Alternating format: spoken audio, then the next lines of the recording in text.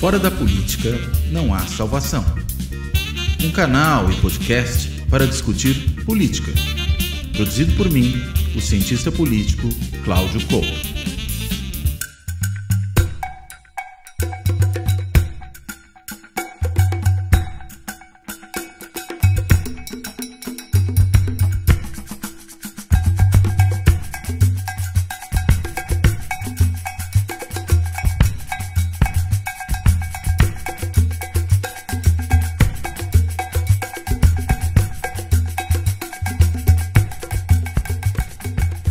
Olá, este Fora da Política não há salvação vai tratar de um tema que tem sido um assunto frequente nos debates sobre política brasileira, mas também sobre aquilo que tem acontecido em várias outras democracias ao redor do mundo. E é o risco que essas democracias têm sofrido, ou pelo menos os ataques que essas democracias têm sofrido, por parte de lideranças populistas, lideranças iliberais, como também se tem chamado, aquelas que não respeitam os freios e contrapesos do regime democrático, ou procuram passar por cima deles, governar sem levá-los em consideração. Enfim, e isso tem rendido aí uma vasta bibliografia, tanto sobre aquilo que alguns têm chamado de recessão democrática, ou retrocesso, ou erosão democrática, ou até, às vezes de forma mais enfática, dizendo que isso pode ser o fim da democracia, né? Tem até livro com esse nome, ou a morte da democracia. E o livro mais conhecido é o livro de Steven Levitsky e Ziblatt, Como as Democracias Morrem, né, que saiu pela editora Zahar, que é uma divisão hoje da Companhia das Letras, já faz algum tempinho, e que se tornou aí um campeão de vendas, um best-seller, né, até na capa do livro está lá, best-seller do New York Times, e de fato acabou pautando muito do debate que se trava sobre esse assunto. E o fato é que isso, não casualmente, diante do que foram aí os 4 anos de governo Bolsonaro e todos os ataques que o bolsonarismo e o próprio Bolsonaro perpetraram contra as instituições políticas brasileiras, contra a oposição, contra a mídia, enfim, tudo isso acabou fazendo com que esse debate também tivesse lugar no Brasil. Afinal de contas, qual é o tamanho do risco que nós corremos? A democracia brasileira vai morrer? E se Bolsonaro for eleito por um segundo mandato, o que se pode esperar? A gente viu ele, inclusive, declarado inelegível pelo Tribunal Superior Eleitoral, e em boa medida justamente por conta desses ataques. A razão inicial foi aquela convocação lá de embaixadores dos mais variados países para destratar naquele lugar ali o processo eleitoral brasileiro, o sistema de votação, as urnas eletrônicas, a própria justiça eleitoral, em boa medida. Depois teve o ato do 7 de setembro, o segundo 7 de setembro, no primeiro, ele falou que não seguiria ordens do Supremo, menos ainda do Alexandre de Moraes. No outro, ele foi um pouco menos enfático nesse assunto, mas aproveitou para fazer campanha eleitoral e foi, de novo, penalizado por isso, com uma segunda, digamos assim, inelegibilidade, que não dá nem para dizer que se somou à primeira, porque uma vez inelegível pelo mesmo tempo, mas que, digamos, é uma segunda condenação em cima de um mesmo tipo de crime, pelo menos. Enfim, o fato é, a democracia brasileira, felizmente, não morreu. Tivemos depois lá a intentona bolsonaresca do 8 de janeiro, né? Quebrou tudo no Supremo, no Congresso, na presidência da República, mas acabamos passando por aquilo. E o fantasma bolsonarista continua aí assustando todo mundo, continua presente de alguma forma. Bolsonaro assegura que conseguirá ser candidato em 2026. Será mesmo? Mas enfim, o ponto é, por que a democracia brasileira não morreu? E o fato é que acabou de sair um livro tratando exatamente desse assunto e buscando dar resposta a essa questão. É um livro de 2 velhos colegas e amigos meus, 2 cientistas políticos, os 2 pernambucanos, um torcedor do Náutico, outro torcedor do Esporte Clube do Recife, né, que são os professores Marcos André Mello e Carlos Pereira. O Marcos Mello é colunista da Folha, quem acompanha a Folha de São Paulo tem tido a oportunidade de acompanhar a coluna do Marcos, ali que sai todas as segundas-feiras, e é professor titular da Universidade Federal de Pernambuco. E o Carlos Pereira, é meu colega de FGV, na FGV BAP, no Rio de Janeiro, e além de ser coautor desse livro, é também colunista do Estadão. As colunas do Carlos saem alternadamente às segundas e quartas-feiras também, todas as semanas. O fato é, nesse livro eles desafiam aí esse entendimento mais estabelecido, mais comum, que muita gente tem defendido, de que sim, a democracia brasileira corria um risco real. E eles falam, nem tanto. O risco talvez não fosse crível. Esse é, inclusive, um termo que eles utilizam no trabalho. Vamos tentar entender, afinal de contas, qual é esse argumento. E começo aqui justamente por isso, primeiro, agradecendo aos 2 por terem topado fazer essa conversa. A gente teve a oportunidade na semana que se passou de fazer um debate na Folha de São Paulo exatamente sobre isso. Fiz até umas perguntas e levantei uns pontos ali para eles. Alguns eu talvez vá retomar hoje, eles já sabem. Então, alguma coisa que eu vou perguntar aqui hoje, do que eu vou falar, né? É jogo ensaiado em alguma medida, mas nem tanto assim. Mas eu começo aqui perguntando justamente o seguinte, começo pelo Marcos aqui, que até acabou de aparecer no vídeo. Ô, Marcos, você pode dizer para a gente, afinal de contas, por que a democracia brasileira não morreu? Por favor. Bom, antes de enfrentar a pergunta, eu quero dizer que é um prazer enorme estar aqui mais uma vez com você, né? Tive o prazer do ano passado a conversarmos sobre polarização, etc. E agora estamos aqui discutindo o nosso livro. Obrigado aí pelo espaço e tenho expectativas que a nossa conversa vai ser tão boa quanto o nosso painel há poucos dias. Bom, a resposta de imediato é o seguinte, não é um único fator, né? Trata-se de um evento multifatorial e é uma combinação de fatores que explica o resultado que nós observamos, né? Então, combinam-se aí fatores como, por exemplo, o multipartidarismo brasileiro, né? O fato que temos um desenho institucional com múltiplos pontos de veto, que torna a vida de um autocrata difícil, se não impossível, e também, dentro desses pontos de veto, destaca-se o papel das cortes superiores, né? O nosso STF teve um papel importante na contenção de Bolsonaro, juntamente com uma multiplicidade de partidos. E isso resulta, é bom destacar, não exatamente a questão, usualmente a gente trata isso em termos de as instituições estão funcionando, o legislativo, o Congresso funcionou, etc. Em larga medida, não é uma questão dele funcionar ou não, né? Nós temos um sistema político muito fragmentado, um sistema partidário muito fragmentado, adotamos representação proporcional já há algo como 70 anos, não é? E temos distritos eleitorais muito grandes, etc. Isso leva a uma multiplicidade de partidos, e o partido do presidente nunca logra obter mais do que 1/5 do Congresso, né? Então, presidentes hiperminoritários têm dificuldade em montar coalizões. Em larga medida, os extremismos acabam sendo, de uma certa forma, domados. Então, vamos falar de outros fatores também que importaram, mas esses dois são claramente... né, tem muita centralidade na explicação. O nosso multipartidarismo, o nosso legado institucional de uma corte muito poderosa, né, uma corte... O STF tem uma jurisdição criminal, para além de suas funções de tribunal de última instância, recursal, e também de tribunal, corte constitucional. Aliás, trata-se da única corte superior no mundo que tem jurisdição criminal. Isso dá uma potência muito grande. Então, é uma combinação de fatores que nos levou a esse desenlace. Agora, só uma observação en passant, né?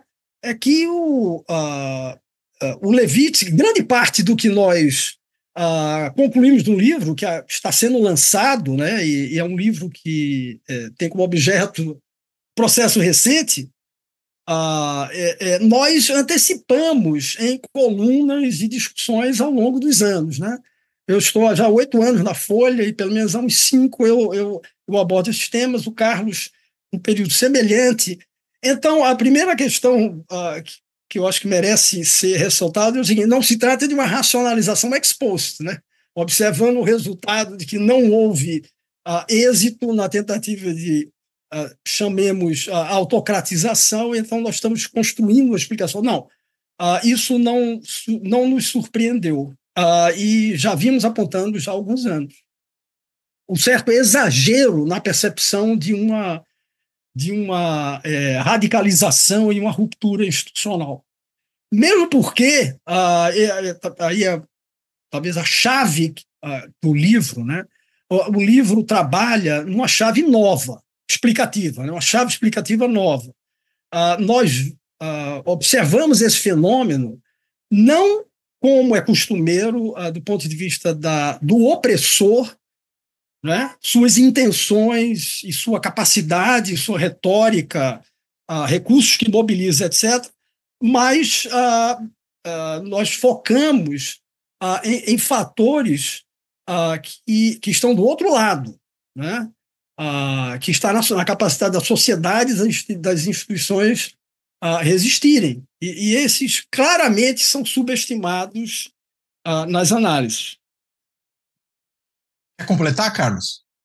Sim, mas antes eu gostaria de agradecer, me solidarizar aqui com o Marcos para dizer o quanto estamos satisfeitos de estar aqui no teu programa. A gente sempre acompanha o teu programa e é sempre um prazer estar aqui. Tem vários aspectos, como o Marcos destacou na primeira intervenção dele, né? Mas ele tentou enfatizar aspectos relacionados ao desenho institucional. Múltiplos pontos de veto no jogo, especialmente pontos de veto partidário e pontos de veto institucionais, o que torna a vida de qualquer populista mais difícil. Mas, para além desses aspectos que a gente trabalha com muito esmero no livro, tem outros aspectos importantes, que é o próprio legado democrático brasileiro, né? Então, isso é uma das variáveis mais importantes na literatura comparada sobre democracia, sobre resiliência democrática, o número de eventos democráticos sucessivos, especialmente que se caracterizam por alternância de poder. A literatura imagina, coloca um número, quer dizer, depois de 3 ou 4 eventos sucessivos, a probabilidade de quebra democrática ela se reduz muito, se aproxima de zero, né? E o Brasil já ia em 2022, quando, vamos dizer assim, os eventos, os receios de que Bolsonaro não respeitasse as urnas eletrônicas ou o resultado eleitoral e que tentasse algo, já enfatizávamos de que a probabilidade era muito pequena, porque a literatura comparada já dizia que era muito difícil o jogo democrático quebrar depois de vários eventos, e era o 9º evento no Brasil, né? Então, isso gera uma trajetória de dependência, isso gera incentivos, isso gera, vamos dizer assim, capacidade para os perdedores vamos dizer assim, de vislumbrarem possibilidades de acomodação das suas preferências no futuro próximo. Existe muita competição no Brasil, o jogo é muito competitivo, e essa competição gera muita incerteza de quem vai ganhar o jogo. Nas últimas eleições de 2002, nós só soubemos o vencedor mesmo, quer dizer, mesmo as pesquisas de opinião davam ali empate técnico no dia da eleição. Quer dizer, era uma competição altíssima, então um jogo dessa natureza quebrar é muito difícil, né? Além desses aspectos, gostaria de destacar também um outro elemento que a literatura comparada enfatiza, que é o crescimento econômico, que é o acesso a bens, né? Então, sociedades como a brasileira, que mesmo desigual, mas gera um crescimento econômico relativamente vigoroso. Nós somos a 10ª economia do mundo. Então, imaginar que uma economia tão forte como essa, tão influente no hemisfério sul, na América Latina, e por que não dizer no mundo, vir a quebrar, quer dizer, não tínhamos um cenário internacional propício a isso. Então, todos esses elementos, não só institucionais, mas também políticos e de legado democrático, vamos dizer assim, nos dava muita segurança, muito antes, inclusive, da publicação do nosso livro, como o Marcos bem enfatizou. Quer dizer, nós fomos, talvez, um dos raros cientistas políticos no Brasil que, desde o primeiro momento, quer dizer, isso não foi uma racionalidade ex post, para enfatizar mais uma vez o ponto do Marcos. Então, não estamos racionalizando aqui diante do porque o suposto golpe de Bolsonaro não deu certo, mas nós vínhamos enfatizando isso desde a eleição dele. Quer dizer, vários dos cientistas políticos, não só internacionais, mas também brasileiros, chegaram a dizer que a democracia vivia um risco existencial, né? Nós estávamos à beira do precipício.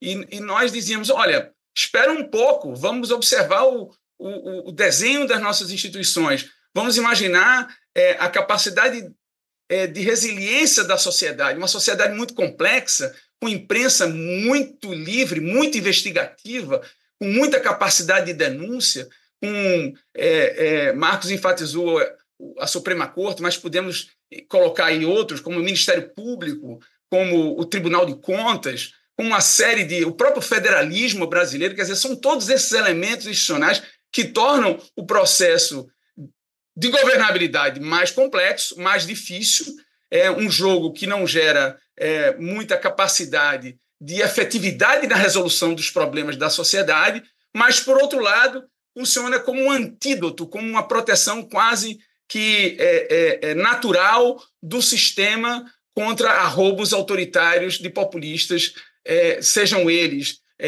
de extrema-direita, como Bolsonaro, ou de esquerda, de qualquer ideologia que o valha.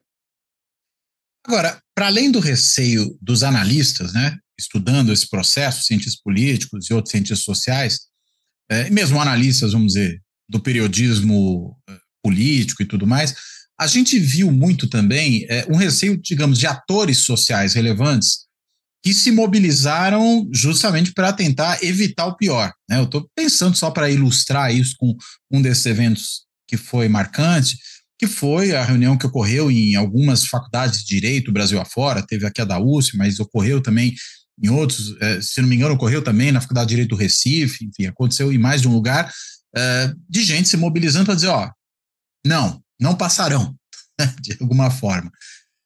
Aí a minha questão como é que a gente pensa esse tipo de processo? De um lado, vocês apontam a inexistência de um risco crível, mas os atores se mobilizam para evitar o que eles estão, naquele momento, percebendo como um risco crível.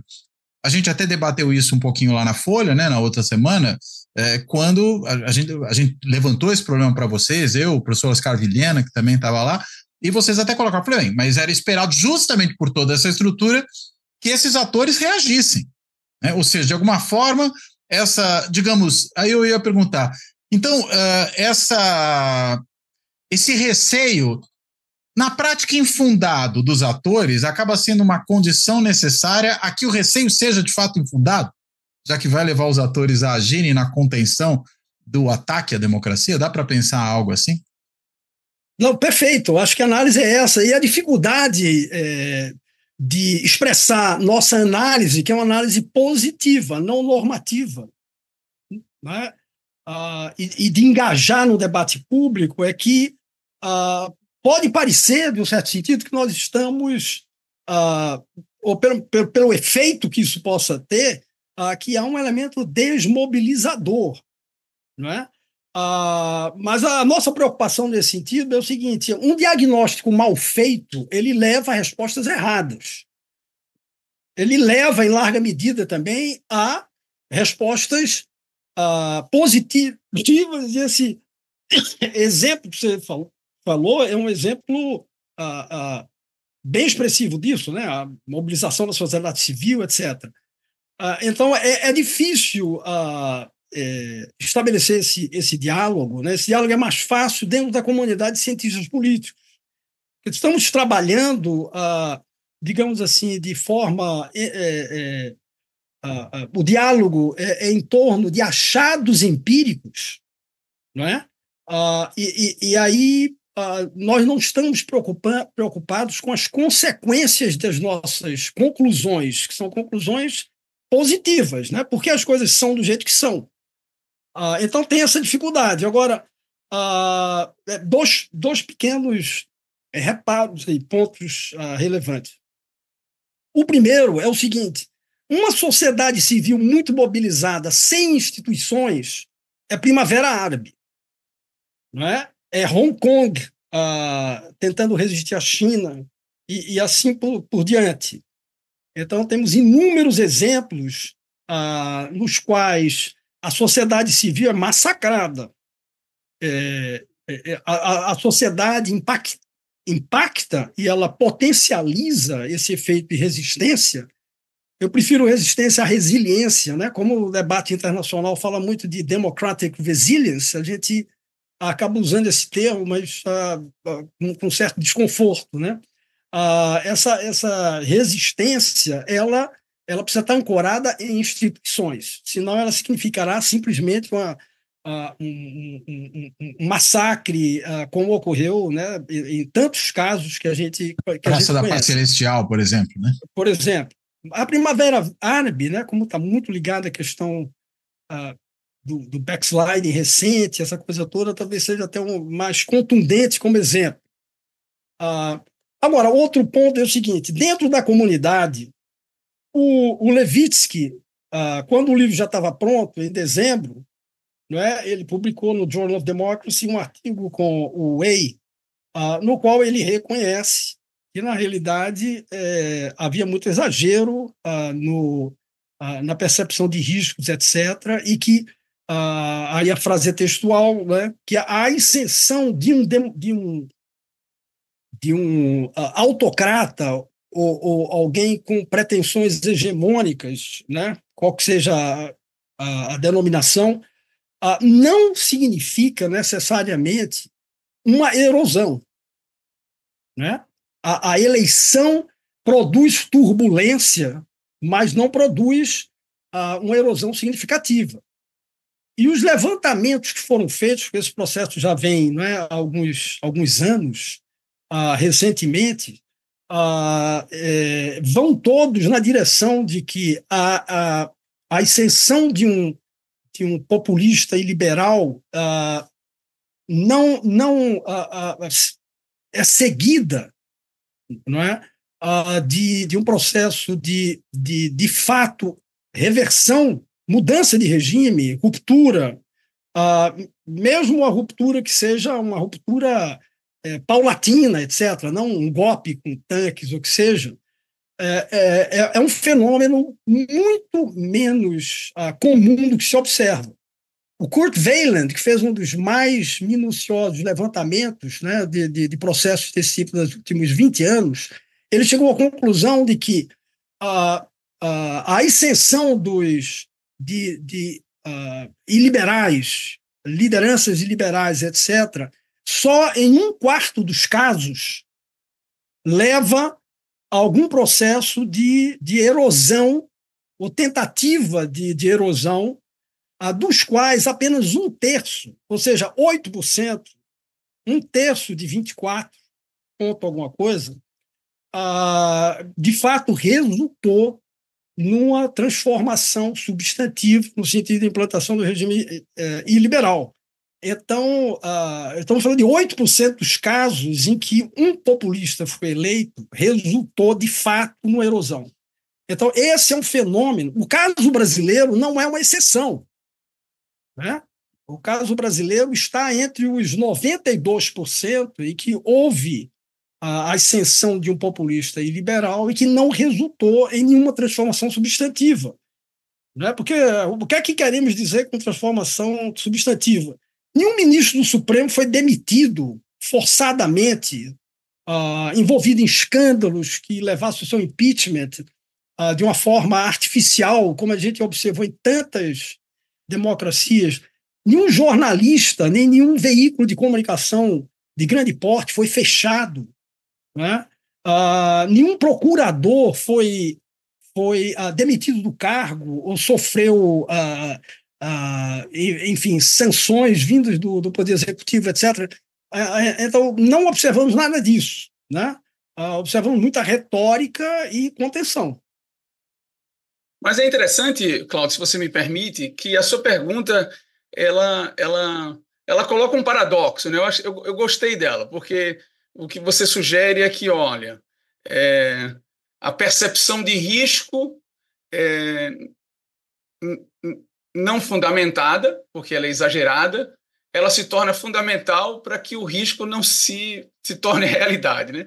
E é mais ou menos essa ideia. Porque muita gente confunde, o Marcos colocou isso no início da resposta dele, como se a gente dissesse, olha, não é preciso fazer nada.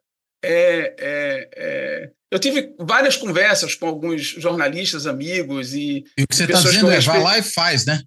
Exatamente, está inclusive aqui atrás.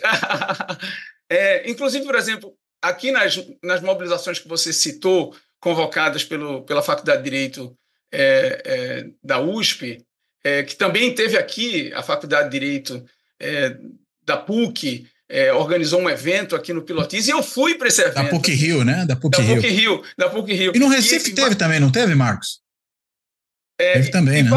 Vários dos intelectuais que nos liam, eu e o Marcos, me viram com surpresa nesse evento. Eu disse, por que, Carlos, você está aqui dado que você acha que as instituições estão funcionando, que a gente não precisa fazer nada?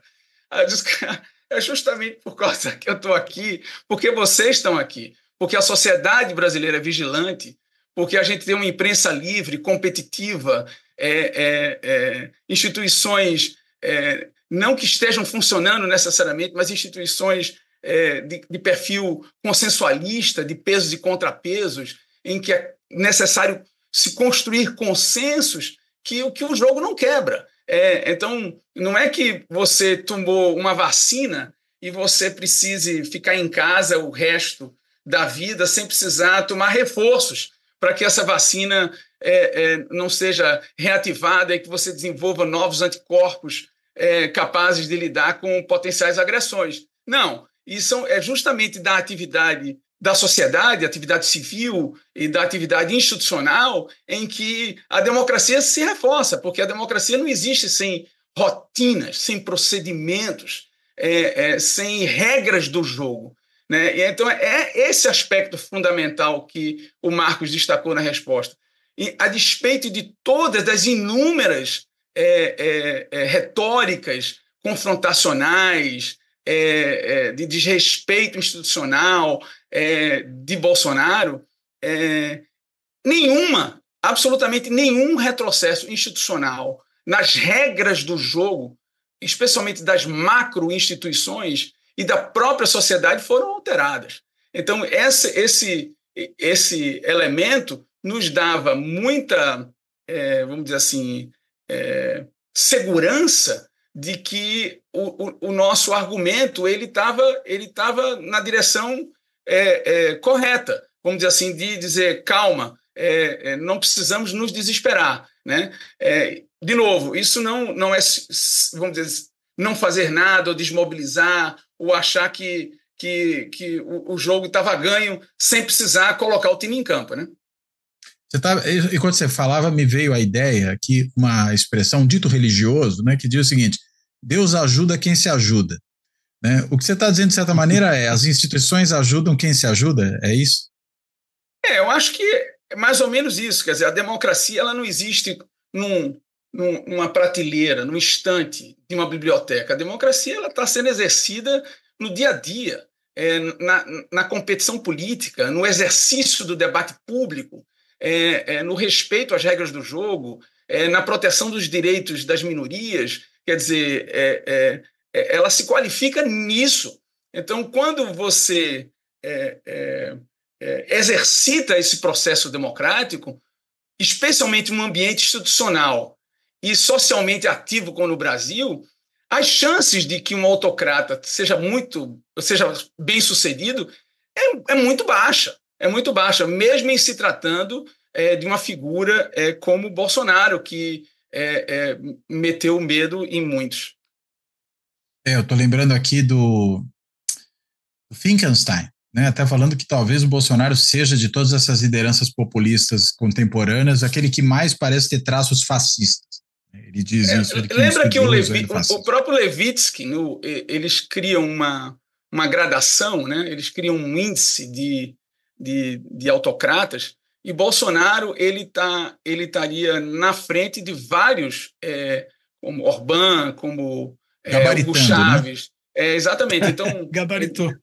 Ele gabaritou tudo. Então, o que, de certa forma... Pelo menos do ponto de vista das suas intenções e do seu modo de enxergar o processo político, né? Exatamente. Como o Marco destacou, essa literatura via só sob a perspectiva do agressor, né? Mas não levava em consideração o outro lado da moeda, né? Como estava a sociedade, com o grau de competição política, o grau institucional. Então, o que o nosso livro contribui para a reflexão com essa literatura, inclusive internacional, de backsliding, erosão democrática, é justamente isso, chamar a atenção, olha, o jogo é muito mais complexo, existem outros elementos que vocês não estavam prestando atenção e que nós estávamos prestando atenção desde o início. Aliás, deixa eu pegar esse ponto, né? O Marcos falou dele, você agora retomou, que é essa ideia de olhar para o problema da perspectiva desse ator central aí, que é o opressor. Enquanto o Marcos falava, me veio também à memória uma outra coisa, não é um dito popular religioso dessa vez, mas é o livro lá do René Dreyfus, né, sobre 64, a conquista do Estado, né, em que ele vai lá apontando uma série de razões, aquele catatal de mais de 800 páginas, de por que o golpe militar aconteceu e foi bem sucedido. Né? E ele vai escrevendo um cenário que vários dos seus críticos apontaram, estou lembrando aqui, só para citar um exemplo da Argelina Figueiredo, mas tem o Vanderlei Guilherme, enfim, outros fizeram essa mesma crítica, que é a coisa de que parece que os atores ali eram onipotentes, ou seja, tudo que eles queriam se realizaria, e aí você enxerga...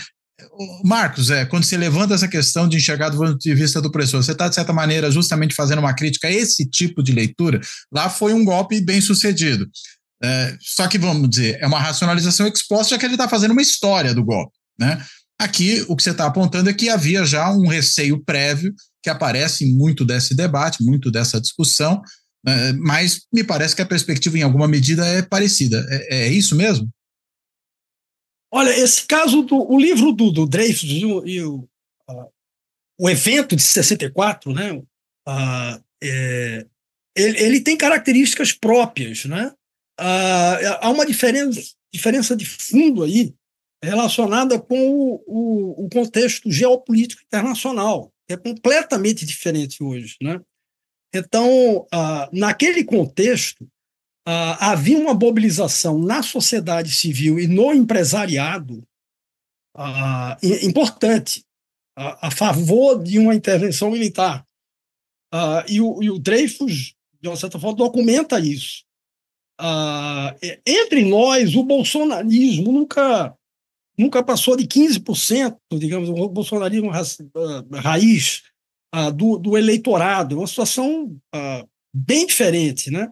E naquele contexto você tinha uma ameaça, de fato, que era percebido como uma ameaça muito importante. Você tinha tido a Revolução Cubana 4 anos antes. Hoje em dia, qualquer movimento naquela direção não faz o menor sentido. Então, você não tem elementos contextuais absolutamente decisivos hoje, né, que foram decisivos no passado. Primeiro, o bolsonarismo não é majoritário na sociedade, né? Ele sequer tem uma expressão, mesmo não é sequer uma maior minoria, né? Ele não tem 35%, 40% do eleitorado. Ele ganhou eleições pela rejeição do rival, que era o Lula. Então, e que, na verdade, nem era, né? Porque era o Haddad naquele momento, né? O Lula sequer foi candidato de fato, mas era uma rejeição ao PT, né? Pode-se dizer assim. Isso em 18, e agora... O que eu estou querendo dizer, era uma rejeição ao Lula com um candidato que não tinha a força eleitoral do Lula. Ou seja, ele tinha a rejeição, mas não tinha o potencial, né? Tá, eu estava me referindo agora, a eleição do Lula agora. Perfeito. Agora, em 22. Okay. Quer dizer, o eleitorado, muitos pensam no bolsonarismo como se na sociedade houvesse uma demanda pelo bolsonarismo. Na realidade, essa demanda ela é francamente minoritária, né? O que se formou foi uma maioria negativa, né? Contra o rival. Isso não significa que havia uma demanda difusa, que os valores e o programa do Bolsonaro contasse com uma grande maioria na sociedade brasileira. E, francamente, ele claramente é minoritário na sociedade brasileira. A gente pode pensar no populismo iliberal em termos de fatores de demanda e fatores de oferta, né? Você teve uma quebra institucional com o que ocorreu com o PSDB, o próprio PT também sofreu um processo importante de perda de densidade, etc., depois dos escândalos do Mensalão e do próprio Petrolão, o impeachment, etc. Então, nesse sentido, se formou um certo vazio na sociedade, o PSDB desapareceu. Então, houve um problema de oferta no mercado político, né? Você não tinha quem representasse o centro, e esse centro apoiou Bolsonaro de uma maneira instrumental pela rejeição ao PT. Mas esse centro ele tem limites nesse apoio, claramente. Ele não embarcaria em soluções extremas. Então, nesse sentido, é uma situação muito, muito diferente do que a gente observa na Venezuela, ou na Hungria, em tantos outros países, né? Você tem um movimento francamente minoritário, inclusive do ponto de vista partidário, qualquer analogia seria algo inteiramente bizarro, né? O Orbán tem 2/3 do Congresso, ele tem maioria constitucional, né? Tem quórum constitucional para mudanças, apenas com um partido, né? que é o Fidesz. O Jobbik, que é o partido de extrema-direita, que está à direita dele, é contra o próprio Orbán. Então, mas ele é pequeno, e mesmo assim o Orbán tem maioria. Então, é uma sociedade inteiramente, um caso inteiramente distinto. No Brasil... Mas assim, Marcos, desculpa, você enfatizou vários aspectos agora, a gente inverteu sem combinar, vários aspectos políticos, mas eu gostaria de destacar alguns aspectos institucionais que nos diferenciam desse momento de 64 que o Cláudio fez referência, né? Naquele momento, né, de 46 a 64, nós também tínhamos presidencialismo com multipartidarismo, né? A gente tinha isso. Mas a diferença, vamos dizer, fundamental, o milagre institucional que aconteceu no Brasil, que gerou estabilidade democrática, foi a escolha do legislador constituinte de 88, que decidiu manter o sistema eleitoral proporcional com lista aberta e sabia que isso geraria multipartidarismo, fragmentação partidária e colocaria em risco a democracia jovem, nascente, após 85, e ele não queria que essa nova democracia padecesse dos mesmos problemas de governabilidade, de paralisia decisória, de dificuldade de montar e de sustentar maiorias tão característicos de 46 a 64. Qual foi a saída institucional encontrada? Vamos delegar poderes para o presidente. Quer dizer, o presidente virou poderoso, virou o coordenador do jogo. Ele conseguiu ser o polo de atração da política brasileira e de dominar a agenda legislativa e de incentivar essa miríade de partidos políticos que não têm candidatos competitivos para disputar a trajetória majoritária, de, vamos dizer, gravitar a órbita desse presidente de plantão. Então, ficou muito mais fácil com esse presidente poderoso, esse presidente montar maiorias legislativas e sustentar essas maiorias legislativas e aprovar sua agenda. Então, não tivemos mais problemas de governabilidade no Brasil. Mas tinha-se um risco muito grande, Cláudio, que a gente destaca no livro. Qual era o risco grande? Era que esse presidente poderoso, por escolha do legislador constituinte, se comportasse de forma desviante, certo? Esse presidente usurpasse esses poderes. Que esse, inclusive, era o grande receio que Bolsonaro fizesse. Mas qualquer presidente, né, usurpasse, se comportando de forma desviante do ponto de vista ético, do ponto de vista político, passasse o rolo compressor nos interesses e direitos da minoria. Quer dizer, qual a saída institucional que o legislador constituinte encontrou para evitar que esse executivo poderoso, que se tornou a partir da Constituição de 88, não desviasse? Foi constituir também um complexo sistema de controles e de pesos e contrapesos, delegando também poderes para um sistema de justiça, especialmente sua Suprema Corte, muito grande. Ministério Público, quer dizer, todas essas instituições elas viraram, vamos dizer assim, eu estou exagerando o argumento aqui, mas só para fazer o meu ponto, eles se tornaram agentes do legislador mediano, impedindo que esse presidente tão poderoso desviasse do ponto de preferência desse legislador. Então, quando esse cara desvia demais, as instituições agora dão cabo desses caras, certo? Então, assim, foi o caso, tipicamente, de Fernando Collor de Mello, que se comportou... Mas ele é poderoso, mas não pode abusar, é isso. Exatamente. Né? Ele é poderoso, mas ele não tem um cheque em branco. Ele não tem um cheque em branco para fazer tudo o que quer. Ele tem que governar mirando a preferência agregada do legislativo. Ele não pode ignorar essa preferência agregada do legislativo, porque se a preferência agregada do legislativo percebe que ele está sendo ignorado, essa preferência, ela pode, vamos dizer assim, perceber que ela pode ganhar mais sem esse cara, certo? Na nossa interpretação, foi tipicamente o caso do impeachment da ex-presidente Dilma, por exemplo. Então, ela desviou demais da preferência agregada do legislativo, não conseguiu gerenciar bem sua coalizão, criou uma oportunidade para os membros da sua coalizão romperem com ela, porque ela não mais representava o que eles desejavam. Agora, do mesmo jeito, foi do mesmo jeito com o ex-presidente Fernando Collor. Foi do mesmo jeito, em certo sentido, com o ex-presidente Lula, quando ele foi punido por corrupção passiva e lavagem de dinheiro. Foi uma forma, um mecanismo institucional que o próprio sistema criou para tentar punir quem cruza o sinal.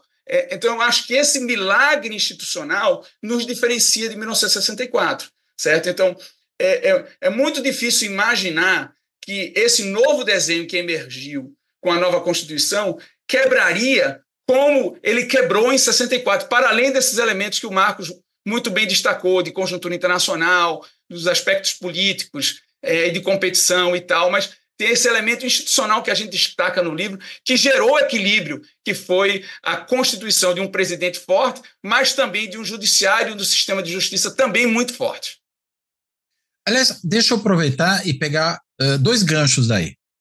Primeiro, vamos começar, enfim, pelo último ponto que a gente tocou, né? E depois eu quero voltar para um que foi mencionado. Agora você falou dele muito en passant, no finalzinho da tua intervenção, Carlos, e o Marcos tinha falado com um pouco mais de detalhe lá no começo. O segundo, né, o que está agora mais próximo, que é essa questão desse Congresso na sua relação com o Executivo. Muito bem, a gente tem um presidente que institucionalmente é muito forte, no Marco Constitucional de 88. Agora, nós temos visto esse presidente perdendo poder nos últimos anos, eu diria de 2015 para cá, particularmente, quando você tem, por exemplo, a perda de controle sobre a liberação ou não de verbas para as emendas dos congressistas ao orçamento. Então, antes ele podia contingenciar, barganhar, liberar esse dinheiro em contrapartida a apoio às suas iniciativas, ou a iniciativa seu interesse no Congresso.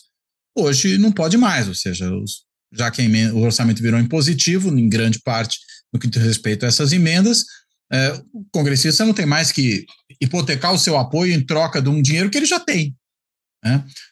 Tem esse elemento. E aí, enfim, você tem um executivo, portanto, já um presidente menos poderoso do que aquele que sai da Constituição de 88. Some-se a isso, no caso do presidente atual, um presidente de esquerda com um Congresso majoritariamente de direita. Né? E aí, veja, você tem um desencontro, de qualquer maneira, né? Porque é claro que várias das políticas que esse presidente gostaria que fossem implementadas, esse Congresso, na sua maioria, não quer. E até, eu diria o contrário, o Congresso, evidentemente, tem uma maioria ali que pode querer implementar políticas que esse presidente vai tentar, de alguma forma, obstaculizar. Em parte, é um jogo passivo, né? Bem, eu vou evitar mandar propostas ao Congresso que tratem desses temas, né? Fingir de morto aqui, para que, pelo menos, melhore o status quo do que algo pior do que isso. Mas, às vezes, o Congresso vai por iniciativa própria, ele mesmo, né? Deflagrar esse tipo de processo. Então, a gente tem essa soma de um Congresso institucionalmente, portanto, estruturalmente mais forte, vis-à-vis o Executivo, e uma composição dessa maioria do Congresso muito desfavorável a esse governo, né, que, enfim, você tem uma lógica em que saiu da eleição passada um presidente mais à esquerda, ainda que por margem ínfima, mas o jogo é majoritário, então o ganhador leva tudo, né, e um Congresso, esse sim, majoritariamente de direita, e ainda eu acrescentaria um ponto, só para reforçar, com ali um núcleo de extrema-direita e dá uns 20% da casa. Eu estou calculando aqui basicamente os 99 deputados do PL, isso já vai bater quase em 20%, mas se você considerar os bolsonaristas que estão espalhados em outros partidos, alguns até com cargos no governo, com ministérios, PSD, republicanos, PP, União Brasil, que tem lá os seus bolsonaristas, isso vai passar dos 20%. Isso não dá aí um nó? Depois eu falo da outra coisa que tem a ver com o judiciário. Marcos, você quer que eu comece agora falando disso aí? Porque esse é um assunto caro para mim e a gente inverte um pouco a ordem. De fato, Cláudio, eu acho que você colocou 2 pontos fundamentais e reconhecemos no livro isso como uma restrição. Reconhecemos que o presidente atual ele vive um ambiente com algumas maiores restrições, dentre as quais essas que você colocou. Especificamente no que diz respeito à impositividade das emendas individuais e coletivas, em que pese existirem outras emendas, as de comissão, que hoje, inclusive, são as emendas mais turbinadas no governo Lula III, que não são impositivas. Mas, especificamente sobre isso, Cláudio, o legislador pode saber que vai receber, mas ele não sabe quando vai receber, certo? Então, assim, no intervalo do ano fiscal, né? De 1º de janeiro a 31 de dezembro. Mesmo assim, tem várias dessas emendas que eles são colocados como restos a pagar, são executadas, às vezes, 2, 3 anos depois de quando elas foram aprovadas, ou mesmo... Então, assim, o Executivo ainda dispõe de elementos de barganha, mesmo em relação a esses componentes das emendas individuais e de bancada, além de outras emendas, né? Então, assim, essas restrições elas têm que ser interpretadas do ponto de vista relativo, né? E no que diz respeito a um Congresso supostamente mais conservador, de fato, se nós compararmos os governos Lula I, Lula II, ou mesmo Dilma I e Dilma II, esse Congresso é mais conservador em relação a esses outros governos. Mas a variável-chave que nós destacamos no livro, fruto de um trabalho meu, do Marcos e do Frederico Bertolini, que publicamos na Governance, quer dizer, Congruent We Govern, é o título que a gente deu ao artigo, nós destacamos que a variável fundamental não é a distância da preferência do presidente para o Congresso, certo? Mas a distância da coalizão do presidente para o Congresso, certo? E, especificamente em relação a essa coalizão de Lula, ela nunca esteve mais próximo da mediana do Congresso ever, né? Então, a preferência da coalizão de Lula no governo 1 e 2 era muito mais distante do que o que é agora. Na realidade, a distância da coalizão de Lula para o Congresso é quase a mesma. A distância ideológica, né? Você quer dizer? Distância ideológica, que é a variável-chave para a gente, né?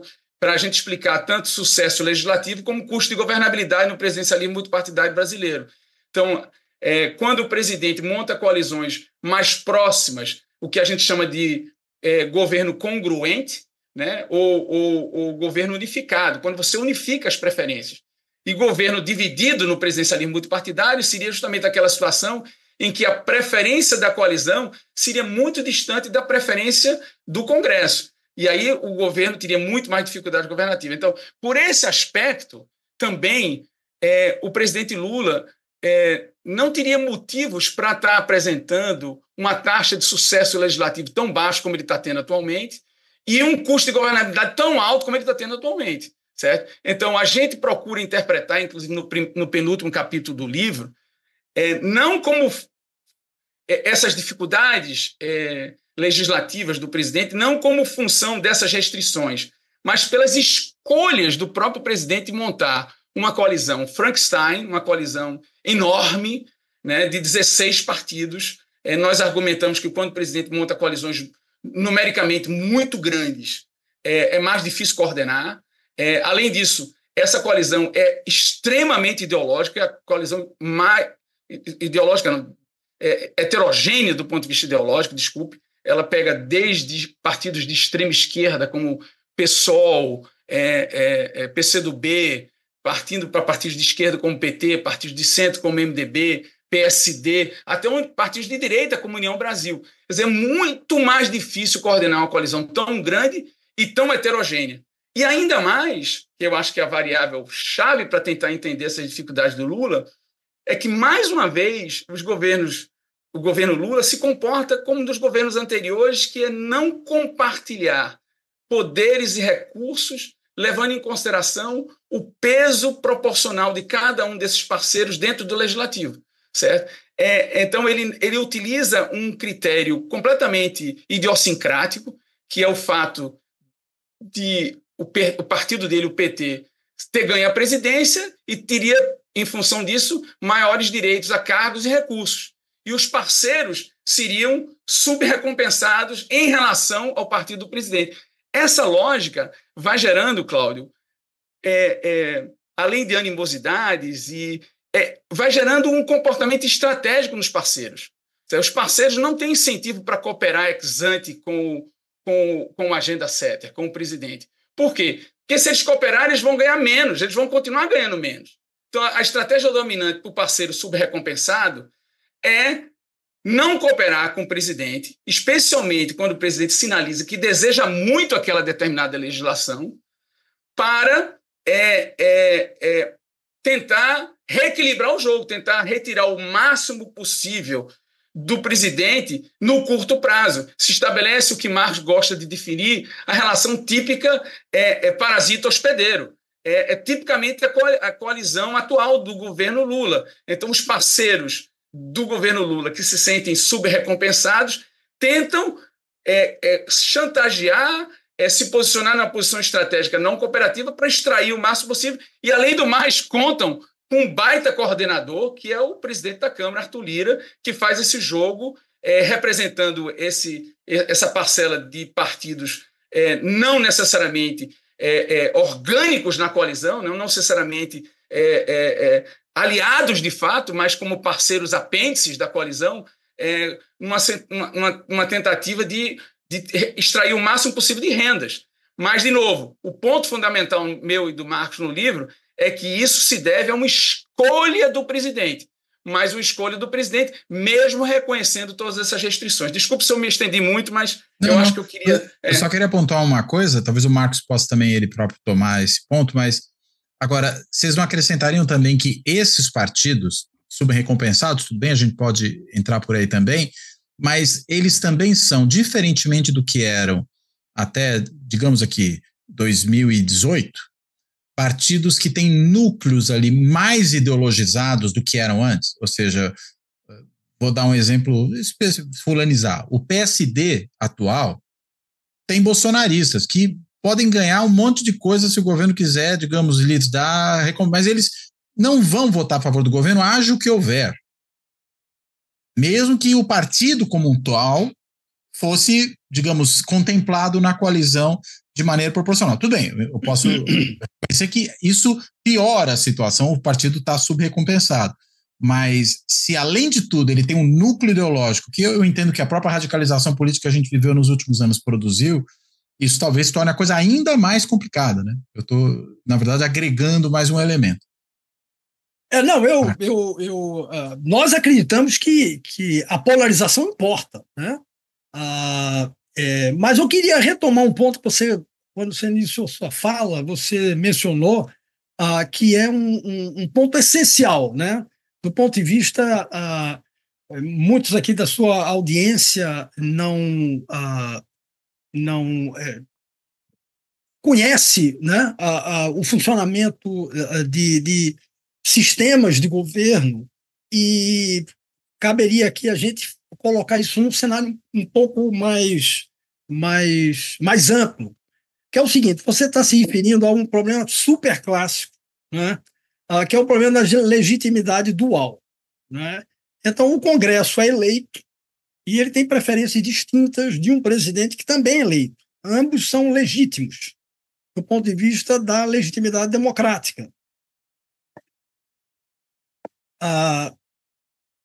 o mais conhecido analista, né, como a gente sabe, do presidencialismo é o Juan Lins.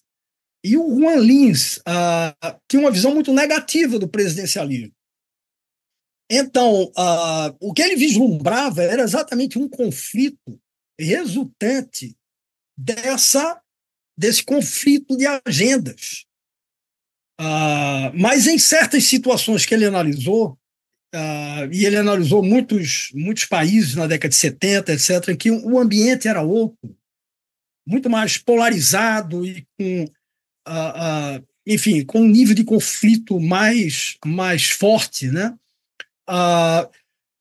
O conflito ele levou, em muitos casos, a uma ruptura da ordem institucional, porque se ambos têm legitimidade e o presidente ele pode tentar impor unilateralmente a sua agenda.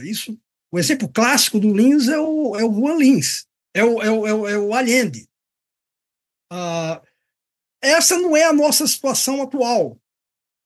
Então, nós temos uma situação em que um presidente se resigna ao fato de que ele não tem maioria legislativa, ok, e, de uma certa forma, isso gera um mal-estar, digamos, na representação, no funcionamento do sistema político, e o Lins atribui esse mal-estar ao presidencialismo, que é um sistema de separação de poderes. Por construção, isso não existe no parlamentarismo, ok? Sobretudo no parlamentarismo bipartidário, em que o primeiro-ministro, portanto, o poder executivo, será exercido por alguém que é o líder da maior maioria, né? ou da maioria, ou maior minoria, eventualmente, mas é o líder da maioria. Então, nós temos uma situação em que ela não é linsiana, porque não há conflito. Não é? O Lula e também o Bolsonaro também não quiseram, Bolsonaro não quis, o Lula tampouco, impor unilateralmente uma agenda. Não é? Ele se resignou. O Bolsonaro ele foi domesticado pelo Centrão quando ele estava, de fato, enfrentando uma situação de possível impeachment. Não é? Ele estava sem partido, ele estava renegando a velha política, e aí ele teve que montar uma coalizão que acabou não sendo algo com musculatura orgânico, etc. E ele foi o recordista de MPs rejeitadas, de projetos de lei também derrotados. Então, a história de Bolsonaro é uma história de insucesso, né? Em série. A mesma coisa pode acontecer com o Lula, né? Mudando o sinal político. São presidentes hiperminoritários numa situação polarizada e, ao fim e ao cabo, nós não temos uma situação que o Lins dizia que o presidencialismo ele é constitutivamente instável.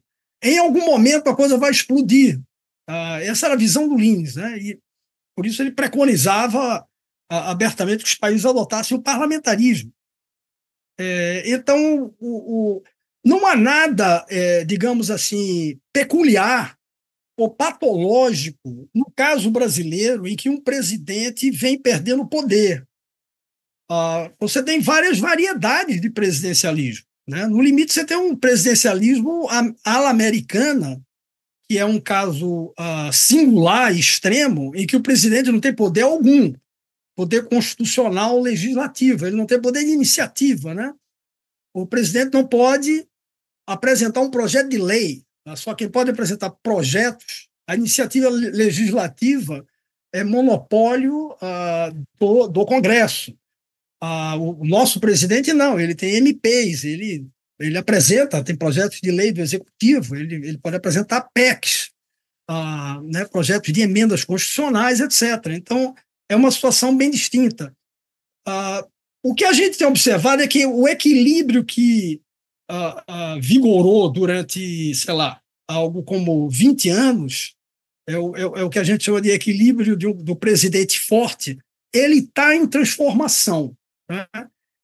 ele está em transformação porque os presidentes se vulnerabilizaram muito a sucessivos escândalos de corrupção, e isso por um lado. De outro lado, algumas mudanças institucionais também, né? A perda, o orçamento impositivo individual e de bancada. A gente pode agregar também 2 outros fatores que fizeram com que o presidente perdesse poder, né? E os partidos e o legislativo se autonomizassem em relação ao executivo. O primeiro é a criação do financiamento público de campanha numa magnitude absolutamente inédita do ponto de vista internacional, né? Os partidos grandes atualmente passam a dispor de algo como quase R$1 bilhão, o que é algo absolutamente singular, né? Essa é uma jabuticaba brasileira. Ou seja, um partido como o PL... E essa não é doce. Quer dizer, é doce para os partidos, mas não para nós, né, que pagamos essa conta. Pois é, então, mas veja, um partido que recebe tamanha soma de recursos, ele não fica na rua da amargura se ele estiver na oposição, né? No passado, não. Ele ficava numa situação de dependência muito grande em relação ao poder executivo. Então, a autonomização dos partidos, a perda de poderes orçamentários, a ascendência também do STF, né? Várias coisas empoderaram ao longo do tempo o STF, são várias, a gente não tem tempo aqui. A capacidade de modular decisões, né, a partir do ano 2000, né, que ele não tinha no passado. Ele diz, isso vale, mas vai valer a partir de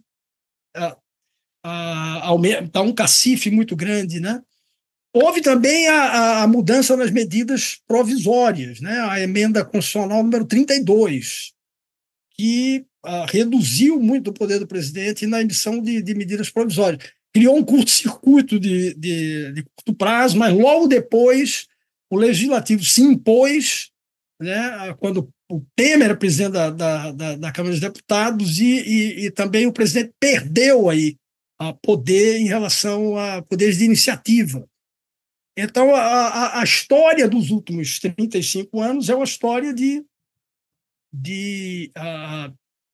perda de poderes presidenciais, mas isso não significa que o presidencialismo vai se acabar, ele pode se acomodar em outra... Sim. Não, meu ponto era só que ele já não é mais o presidencialismo que sai da Constituição de 88, né? Ele vai mudando. E não só também, só para estressar mais o ponto, que ele está em crise.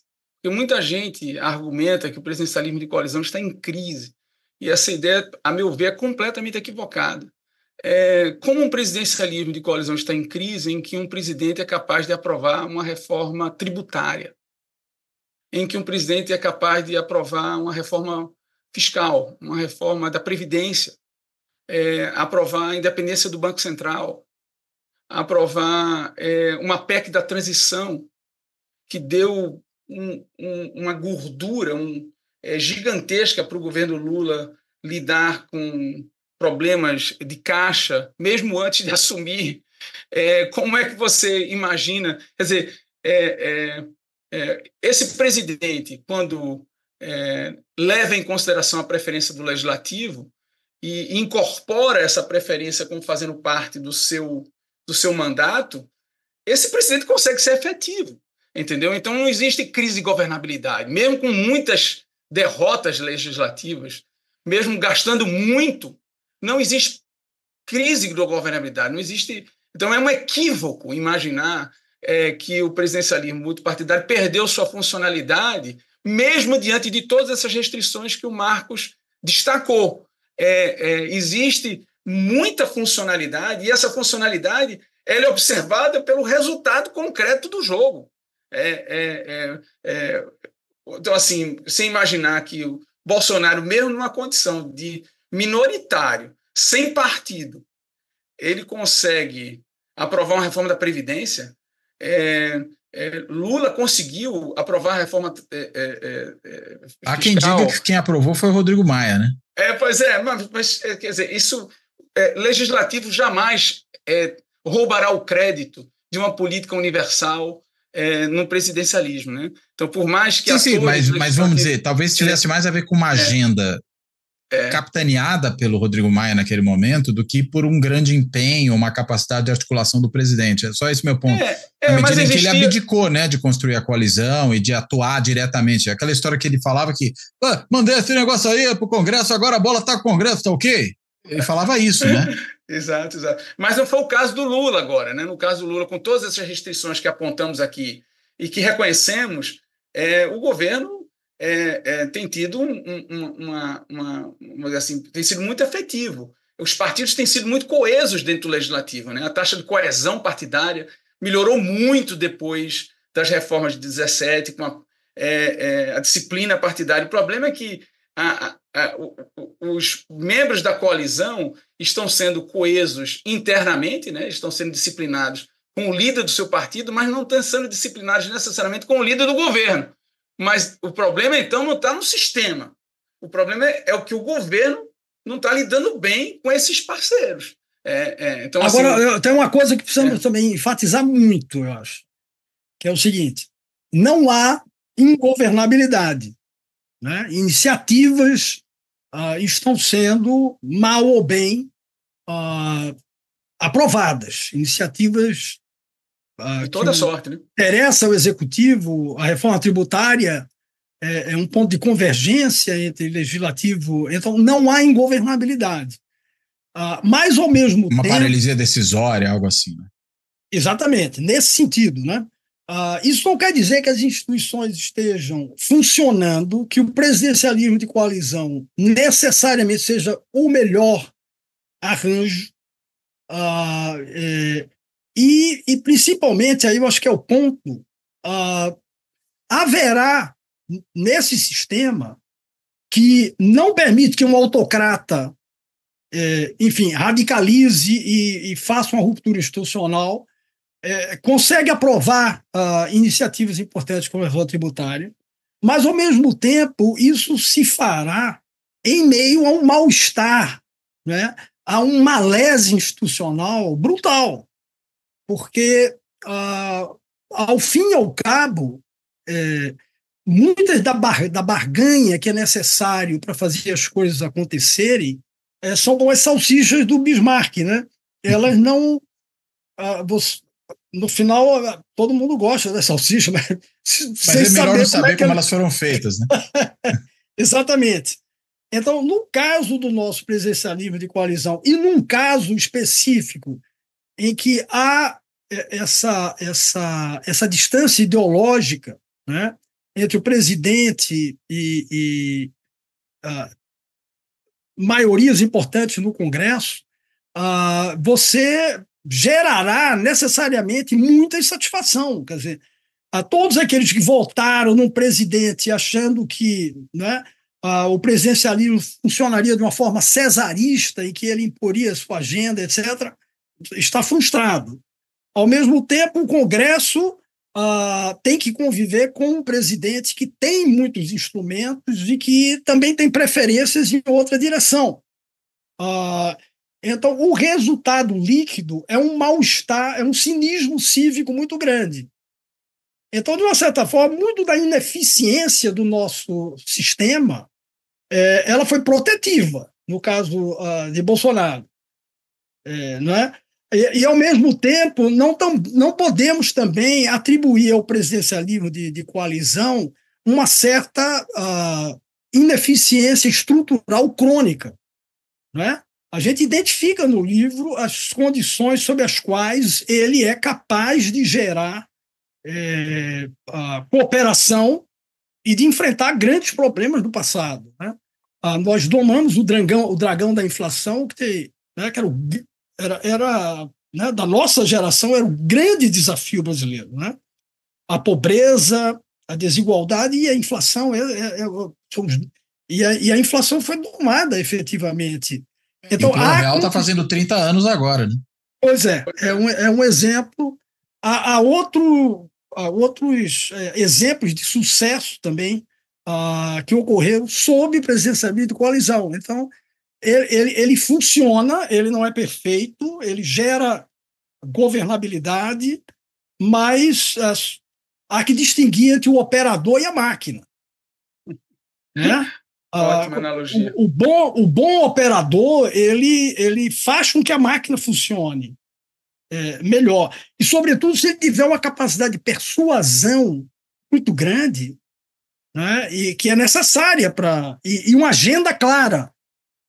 No momento, eu acho que nós não temos. Esse é um grande desafio, o nosso dilema institucional é que nós não temos. E o mau operador, às vezes, quebra a máquina. Também. Tem esse risco. Mas isso é um bom ponto. Isso é um bom ponto. Só o último pontinho aí sobre essa questão do operador. O Lula, ele cumpre um papel no momento que é absolutamente inédito. Eu já tentei compilar um pouco líderes partidários em muitas democracias, etc. Não achei ninguém que seja o líder do seu partido, né, inequívoco, por 40 anos. Quer dizer, não é que o Roberto Freire chegou perto, hein? Mas o Roberto Freire não foi presidente da República, não é o líder. Não. Desculpa, foi uma piada maldosa essa aqui. Mas, então, eu acho que isso é muito relevante. Quer dizer, no Brasil, se você olhar as democracias longevas, né, da França, da Inglaterra, agora o líder do Rassemblement National, né, que é o novo Front National repaginado agora, ele tem 27 ou 28, né? O Bardella. Quer dizer, um líder de 27 anos, é algo inacreditável. Num país que é uma democracia de 200 anos, que é a França, o Brasil não, a gente tem a mesma liderança há 40 anos. Então, assim, o Lula não vende um projeto, ele não tem um projeto, ele não mobiliza a imaginação de grande parte da população como um líder faz. Então, a situação brasileira é uma situação singular. A nossa própria ineficiência nos protege de autocratas, permite alguma governabilidade, não é? Mas nós não temos uma agenda transformadora no país que tem imensos desafios. Então, mas eu acho que tem um outro ponto também, só para falar um pouco do presidencialismo multipartidário, ele também nos permite correção de rumo, certo? Porque, como você destacou, Cláudio, de vez em quando o trem pode descarrilhar, pode sair do trilho, né? E às vezes por incúria desse caso do maquinista, né? Exatamente. Eu acho que o ponto que eu gostaria de destacar aqui, especialmente, não é nem o governo Bolsonaro, mas o governo Dilma.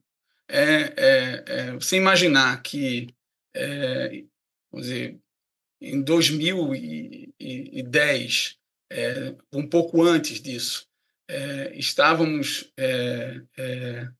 em vias de decolar, né? As expectativas dos investidores internacionais, da opinião pública internacional, era de que o Brasil, de que a hora do Brasil de fato tinha chegado, de que fundamentalmente essa díade de equilíbrio macroeconômico com inclusão, né? Porque esses são os grandes pilares que se forjaram no Brasil, as grandes crenças dominantes que se forjaram no Brasil desde o Plano Real. Quer dizer, esses pilares vinham funcionando relativamente muito bem, constrangendo. A gente falou até agora que era raro o Brasil ter uma política econômica estável. Estamos celebrando 30 anos de Plano Real sob estabilidade, mas no interregno do segundo mandato da presidente Dilma, não, nós descarrilhamos.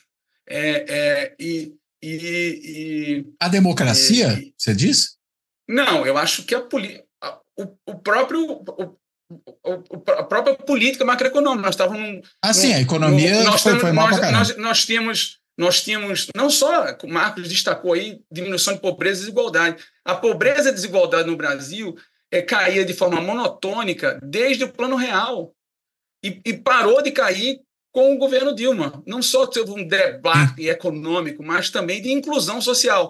Então, esses dois pilares que se forjaram com o Plano Real foram corrompidos, vamos dizer assim, com o governo Dilma. mas o presidencialismo multipartidário teve a sabedoria institucional de lidar com esses dilemas de forma completamente democrática e impondo perdas políticas não triviais para uma presidente legitimamente eleita. Duríssimo você fazer um impeachment de uma presidente, não por corrupção, ela não foi impeachment por corrupção, ela foi impeachment por crimes fiscais e orçamentários. Pelo menos formalmente, né? Sim, mas esse foi o argumento consubstanciado no relatório do Tribunal de Contas da União. Por isso que eu digo, acho que formalmente esse foi a justificativa. Eu estou só pondo isso porque, quando você considera, por exemplo, os discursos feitos por aquelas centenas de deputados, acho que se meia dúzia fez menção às pedaladas fiscais, foi muito.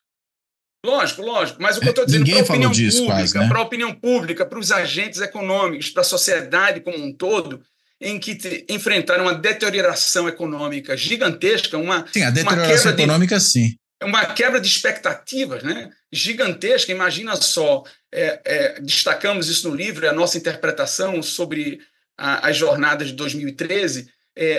A sociedade como um todo teve muitos avanços individuais, né? De poder aquisitivo individual.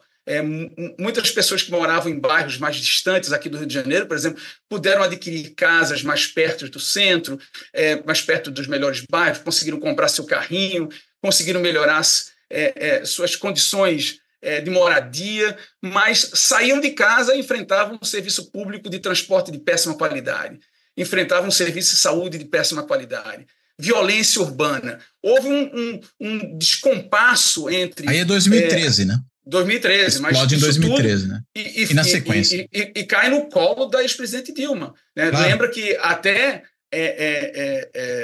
2013, a ex-presidente Dilma era mais popular do que Lula. E a popularidade dela despenca radicalmente a partir de 2013 e ela não consegue mais recuperar.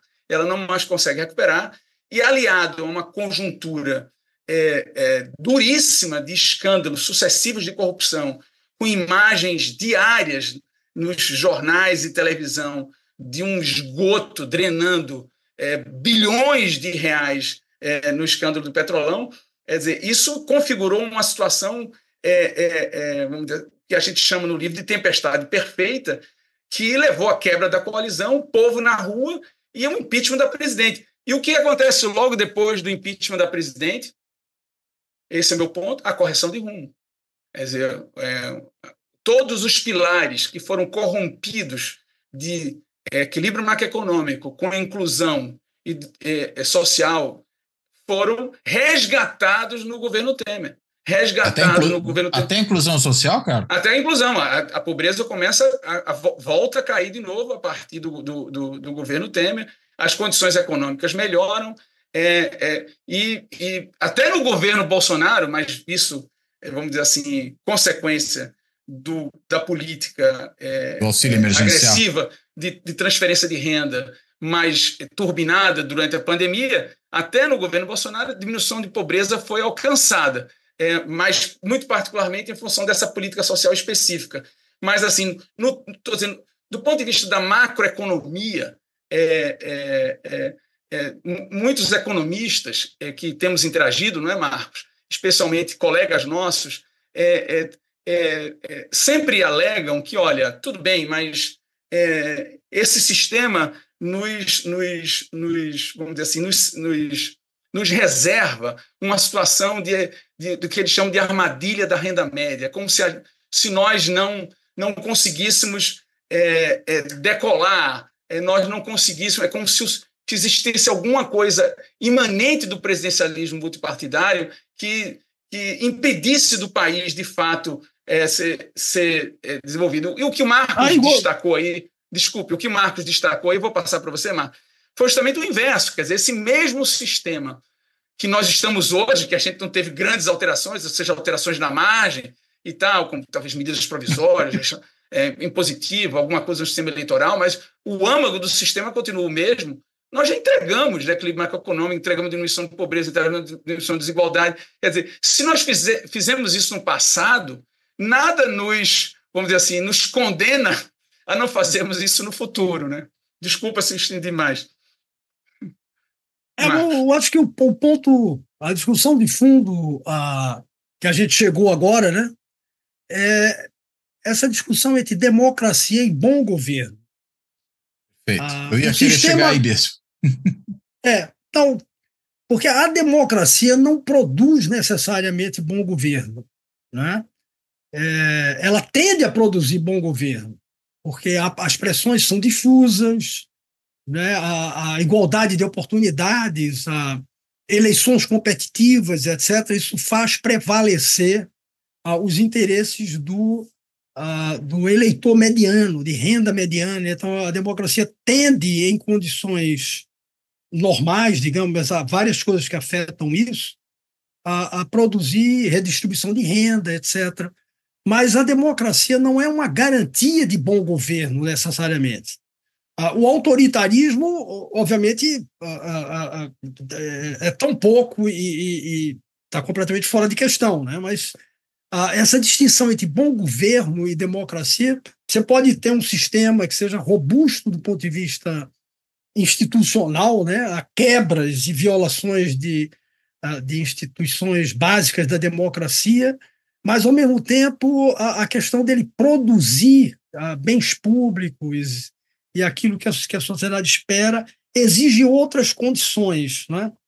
Exige um bom operador. Há outras variáveis aí da governança que devem ser consideradas, e não estritamente o desenho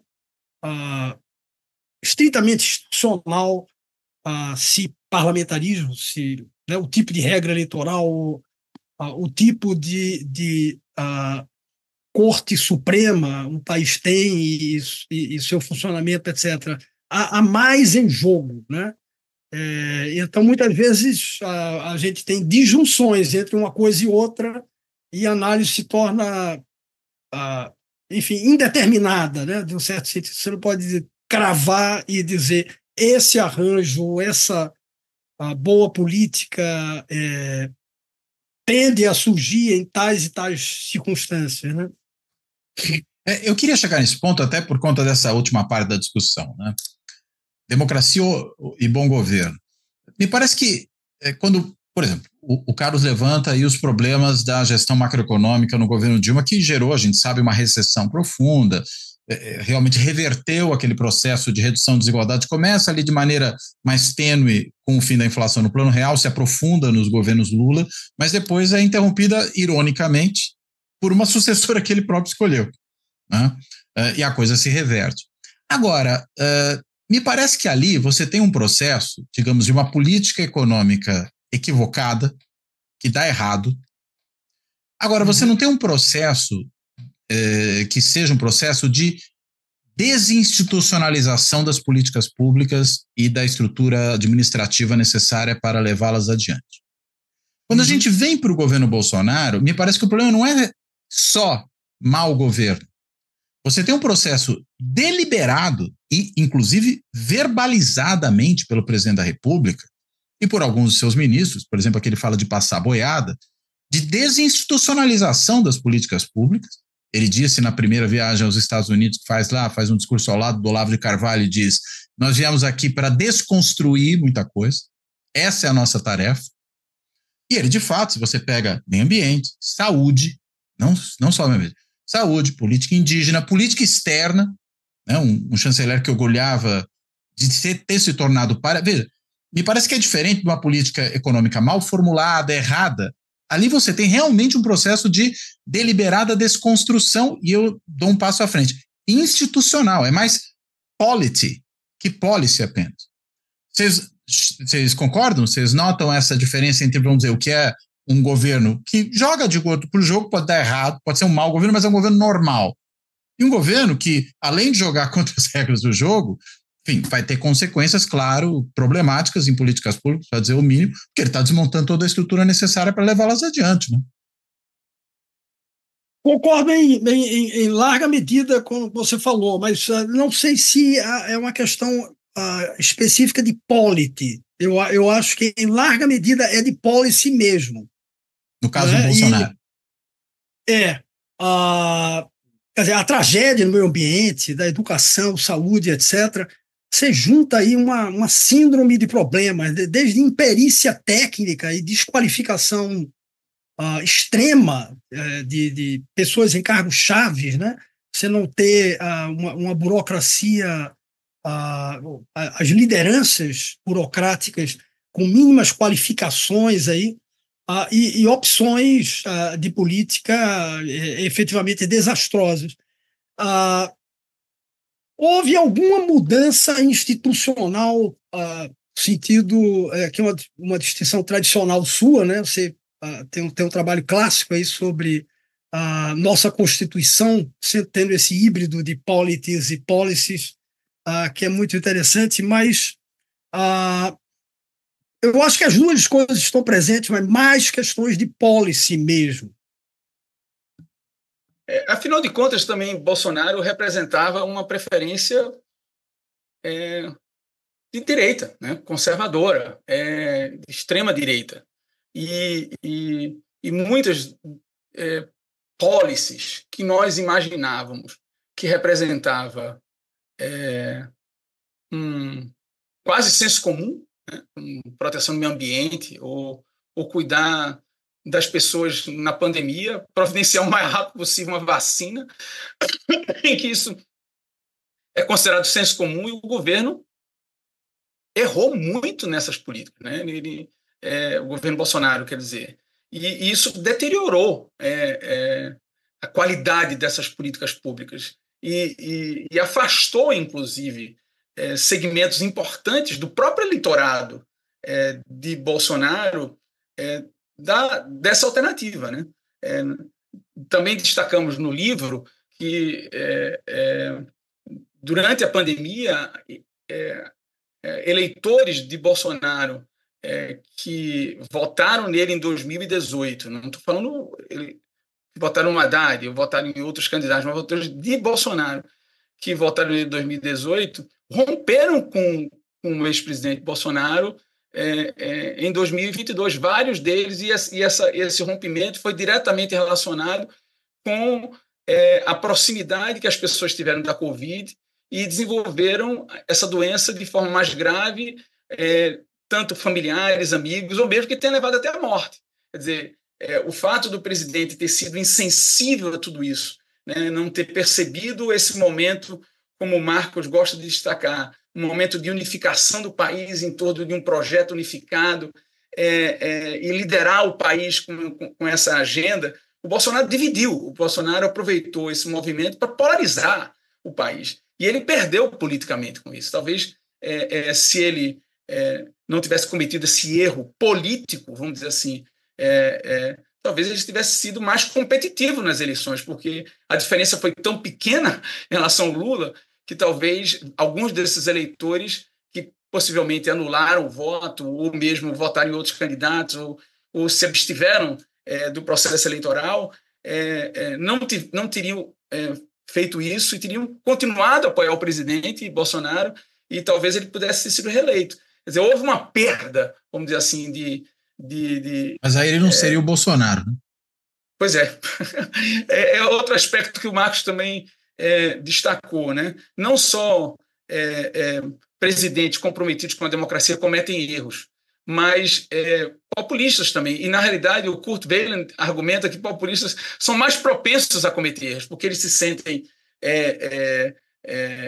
como, assim, o centro... Messiânicos, né? Messiânicos, acreditam nesse projeto, não acreditam nas instituições, são voluntaristas, e isso são espaços para que erros sejam cometidos com mais frequência. Então, talvez graças a esses erros que o ex-presidente Bolsonaro cometeu, que ele se tornou menos competitivo eleitoralmente. O meu ponto, eu ainda continuo, acho que a gente vai depois ter que retomar uma outra hora essa conversa, eu continuo achando que isso é polity mais que policy.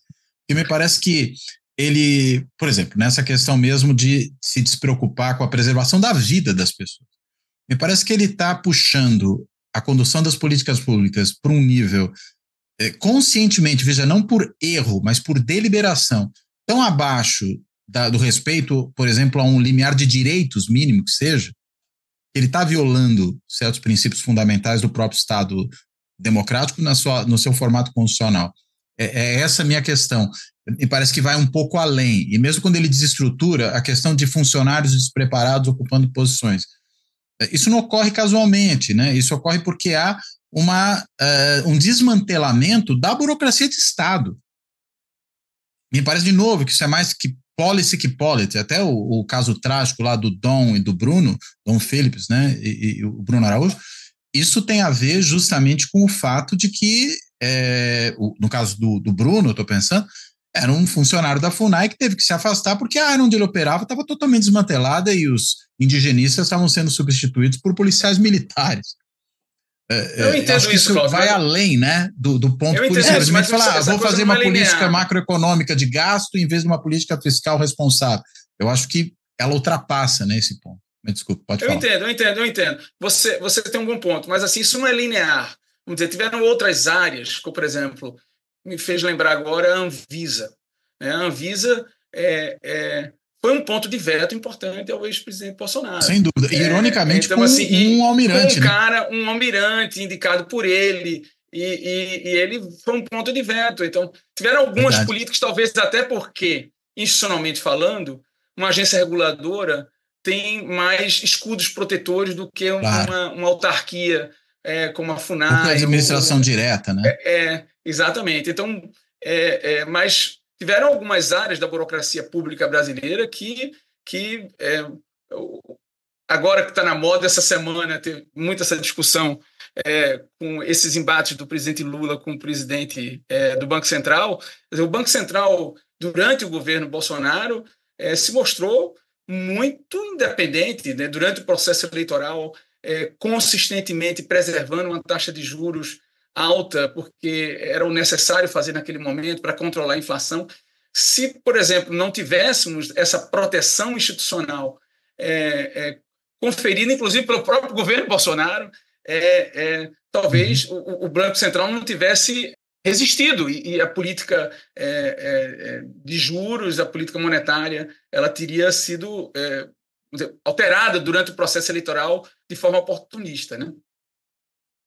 Então não existe uma linearidade. Com relação a esse ponto, o que é polity e o que é policy, quer dizer, eu concordo que há uma violação da polity quando você tem a violação de princípios constitucionais, como, por exemplo, a proteção do meio ambiente, a preservação da vida, etc. Isso é matéria constitucional, né? Então, se você tem uma violação deliberada disso, seria questões de policy no duro. Ou polity, você quer dizer? Polity, isso. Ou a vida, como o Cláudio falou. Ou a vida, né? Não gerar vacina. Não, o Marcos mencionou também. Porque isso é um dispositivo constitucional, né? Agora, a burocracia em si, eu acho que não é uma necessariamente, questão de policy. Né? Não necessariamente. Mas, no caso do meio ambiente, aí, eu acho que o exemplo é claro, porque isso é um dispositivo constitucional. Se você está violando a Constituição, o espírito da Constituição, né? A letra e o espírito, é uma matéria, é polity, no duro. Agora, burocracias e tal, quer dizer, no limite você pode imaginar que um governo eleito com modelos extremos de políticas, digamos, libertárias. Enxugamento da máquina. Não, ou que ache que, por exemplo, uma solução de mercado radical para o meio ambiente, aquilo produziria, eventualmente, um resultado mais eficiente. Milley, talvez o Milley cria. Uma coisa desse tipo, quer dizer, você pode dizer, não, isso é matéria, é uma matéria programática, e um governo legítimo, ele está legitimado para patrocinar aquela mudança e ele será punido pelo resultado, né? Ele será responsabilizado nas urnas pela accountability vertical, né? Mas aí não é o caso, é uma coisa deliberada. Não há um modelo de política pública que esteja sendo defendido e advogado, né? É a pura violação da norma constitucional, quer dizer, não é é uma questão de polity, não é uma questão de policy. Porque sequer é modelo, né? É a renúncia Achei que você ia completar alguma coisa, Marcos. É a renúncia a cumprir suas obrigações básicas, né? Acho que é disso mesmo. Por isso que até a gente chega a falar em crime contra a humanidade, né? Em alguns desses casos, né? Porque enfim, chegou nesse ponto. Mas eu quero fazer uma última pergunta ainda. E aí eu vou voltar lá para o começo. Né? Lá no começo, Marcos, quando você estava ali tratando das primeiras questões, você mencionou o papel importante do STF como um ponto de contenção. Né? Depois dessa questão dos pontos de veto, acho que passou também por várias das coisas que o Carlos falou aqui. Agora, e aí apontou para aquela coisa de que o STF, inclusive, tem uma peculiaridade no Brasil de ser uma corte superior, uma Suprema Corte, que além de corte constitucional, atua inclusive na esfera criminal. Eu acrescentaria, inclusive, civil, né? Mas para além do que as Supremas Cortes afetam. Mas a criminal a gente sabe que tem implicações muito particulares e importantes. Será que a gente também não corre o risco inverso? Quer dizer, da gente ter, de repente, um STF que começa a exagerar na dose? E aí eu não estou tão preocupado, na realidade, com uma ditadura do judiciário. Eu nem acho que ela tem condições. Aí eu vou quase que parafrasear. Eu não acho que ela é uma ameaça crível. Mas eu acho que o risco maior é outro. É do backlash. Esse excesso, às vezes, da ação do judiciário fazer com que você tenha, como a gente começa a ver, veja, não é nem mais o Bolsonaro ou o presidente. No Congresso, uma reação à atuação do judiciário que pode, na realidade, fragilizar esse judiciário, impedindo que ele futuramente desempenhe um papel tão fundamental como desempenhou agora na resistência aos ataques à institucionalidade democrática produzidos pelo governo. Não, claramente, eu não podia concordar mais, né? E isso num modelo que, enfim, para a opinião pública, aparece como uma grande anomalia, né? Que são as decisões monocráticas. Quer dizer, isso não só a instituição como um todo, ela tem tomado decisões que são claramente hiperbólicas. Agora, uma parte aí vem aquela questão, né? Fazendo uma análise estritamente positiva, né? Por que as coisas são do jeito que são? Então, no caso do STF, por que ele assumiu esse perfil, digamos assim, de hiperbólico de atuação? Eu acho que, em larga medida, porque ele passou a ser ele próprio objeto de ataques. Então, no passado, recente, inclusive, né, por exemplo, no Mensalão, não se atacava os juízes e as pessoas podiam reprovar e tal, mas não havia ataques à instituição STF. Com o Bolsonaro, esse ataque começou, inclusive, antes da posse, né? Com o jipe e o soldado. Então, ataques retóricos depois se manifestaram. Então, isso produziu uma situação não só em que o STF arbitrava conflitos, né? A questão do Lula pode ser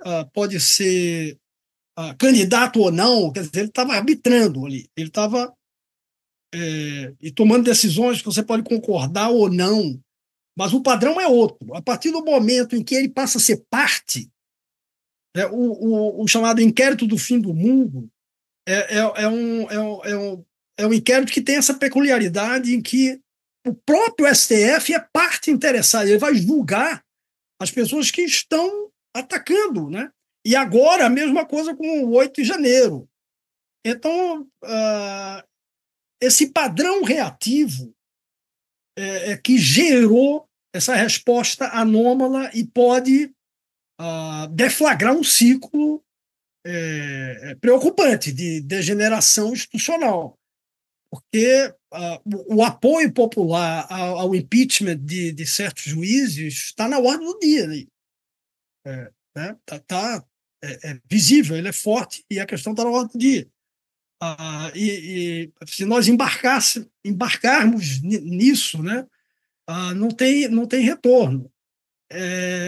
Mas é difícil imaginar que isso só poderia ser contido por um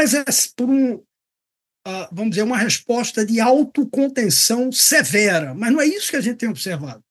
Sim. Mas, assim, é interessante que, Marcos, você destaca que o judiciário ele conseguiu todos esses poderes, né, na Constituição de 88 e demorou um pouco para exercer esses poderes, né? A gente só começou a ver, de fato, em alguns casos específicos, mas o ponto de inflexão foi o julgamento do Mensalão. Aí o judiciário assume um papel muito importante na vida política e impondo perdas políticas e judiciais não triviais para elites políticas, ao tempo em que essas elites ainda estavam no poder, que é uma coisa dificílima de acontecer em qualquer democracia. Mas a percepção que eu tenho, nós não discutimos isso no livro, mas, assim, dado como você colocou a coisa para o futuro, Cláudio, a sensação que eu tenho é que o jogo ainda não está em equilíbrio, certo? Em relação especificamente ao papel judiciário. E eu não sei se isso vai se dar por autocontenção. É muito difícil que isso ocorra. Existe um ganho ainda importante para os próprios políticos de ter uma Suprema Corte preponderante, né? De ter uma Suprema Corte que arbitre e que defina, em última instância, para onde o rio está indo. Mas, assim, o que é importante nessa discussão é como as pessoas e os atores políticos percebem o sistema de justiça, né? Percebe o Supremo, percebe a Operação Lava Jato. E aí sim, no livro, a gente mostra algumas coisas interessantes, que a gente mostra fruto das nossas próprias pesquisas, em que a percepção dos eleitores da própria Suprema Corte ou da Lava Jato, ela não é livre de viés, certo? Ela tem um viés importantíssimo de acordo com o lado que você está, do lado do perdedor, do lado do ganhador, certo? Então, assim, normalmente, quando a imposição de perdas se dá no líder que eu amo, eu tendo a ter uma avaliação negativa das instâncias judiciais. Quando é do lado do líder que eu odeio, eu tendo a ter uma avaliação positiva, né? Então, isso fica muito claro em relação à Lava Jato e em relação agora ao governo Lula, né? Por exemplo, na Operação Lava Jato, praticamente toda a direita, os apoiadores de Bolsonaro, eram a favor da Operação Lava Jato no seu primeiro momento. Quer dizer, a Operação Lava Jato teve um momento que quase a sociedade inteira era a favor, mas quando começou a polarizar, uma parcela fundamental da direita ainda continuou fazendo uma avaliação positiva, enquanto os eleitores de esquerda, especialmente do PT, negativa. Quando ocorre agora punições ao ex-presidente Bolsonaro, e se inverte completamente, né?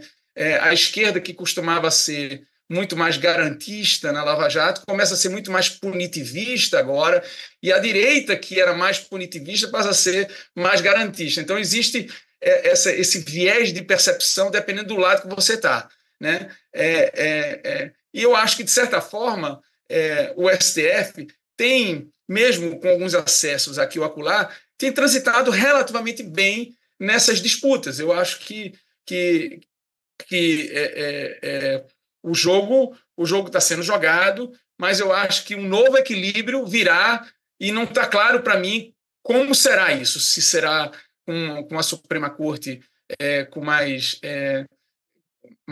definido quais são as suas áreas de atuação e quando vai poder ou não. Quer dizer, eu não sei, até porque vai ser necessário uma configuração muito clara de forças entre o Executivo e o Legislativo, né? E isso, num sistema muito partidário, é muito difícil que ocorra, né? Até isso tem muito a ver, né, isso que vocês falaram há pouco. Eu tenho chamado esse negócio de armadilha populista, né? Você tem uma liderança populista, um governo que transgride contumazmente as regras, né? E isso produz uma ativação do Poder Judiciário, o Poder Judiciário reage.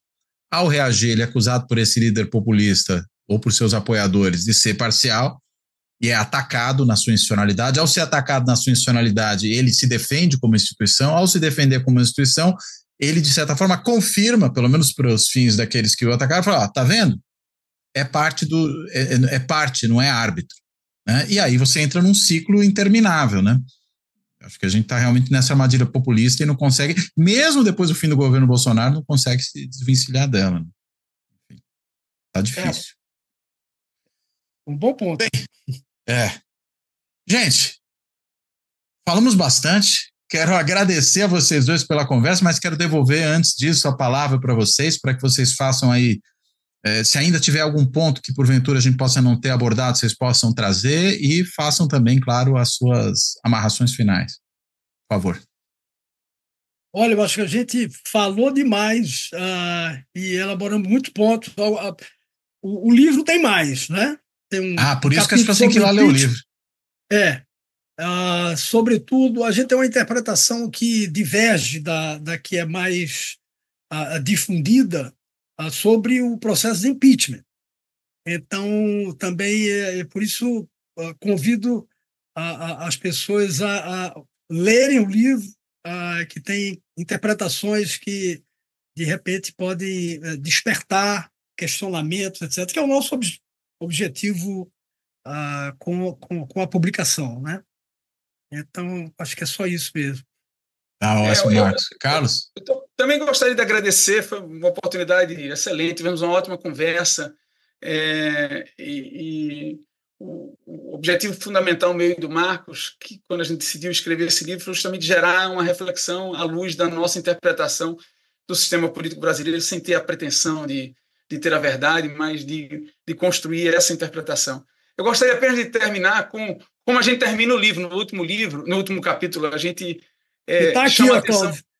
Exato. A gente chama a atenção do paradoxo, né, de que a torcida pode vaiar, como o Marcos destacou, que existe esse mal-estar generalizado, essa sensação de que nós estamos numa crise permanente. Citamos, inclusive, o Odônio, quando ele publicou esse artigo seminal sobre crise da democracia permanente, mas o jogo continua, né? A democracia ela tem essa capacidade de criar rotinas e procedimentos que se perpetuam, mesmo diante de algumas insatisfações aqui ou acolá. A probabilidade de quebra do nosso jogo ele é muito baixa. E quanto mais se joga, mais baixo ainda fica, né? Então, essa reflexão de por que a nossa democracia não morreu. Ela não morreu porque ela tem bases institucionais muito consistentes no sentido de criar incentivos aos atores políticos de atuar na sua permanência.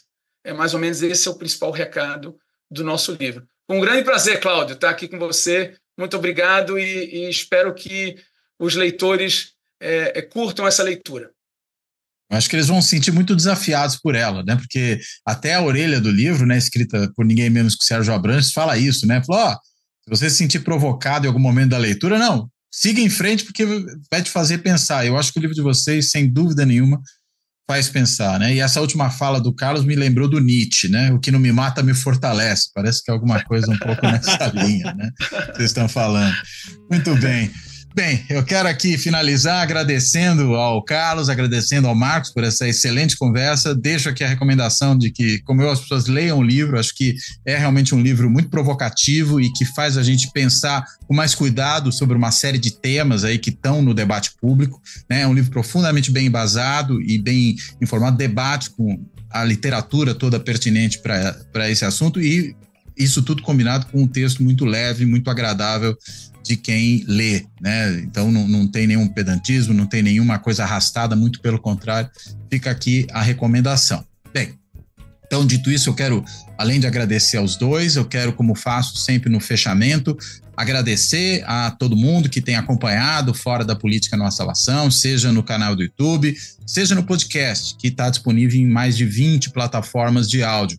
E quero também agradecer a todo mundo que tem contribuído com o projeto do canal por um dos meios, né, que estão aí disponíveis para isso. Desde aquele mais simples, que é o botãozinho no canal do YouTube, embaixo do vídeo, aquele botão do coraçãozinho do Valeu Demais, que permite que a pessoa faça quando quer uma contribuição pontual, seja se tornando membro do canal, se inscrevendo no canal por intermédio do Clube dos Canais, não é só ser seguidor do canal, mas é realmente ser inscrito, e aí pode fazer essa contribuição continuada, seja ainda de forma parecida fazendo uma assinatura simbólica do canal no site de financiamento coletivo benfeitoria.com, aí o endereço é benfeitoria.com/apoio Fora da Política Não Há Salvação, ou ainda até, para quem assim optar, por um Pix, né? Pode fazer um Pix, a chave Pix do canal é o e-mail de contato @foradapoliticanohasalvação.info, que, claro, serve também para quem quiser mandar aí uma mensagem, @foradapoliticanohasalvação.info. Bem, dito isso, eu termino por aqui, reforço meu agradecimento ao Marcos e ao Carlos, me despeço deles, me despeço de todo mundo. Até a próxima. Tchau. Tchau, gente.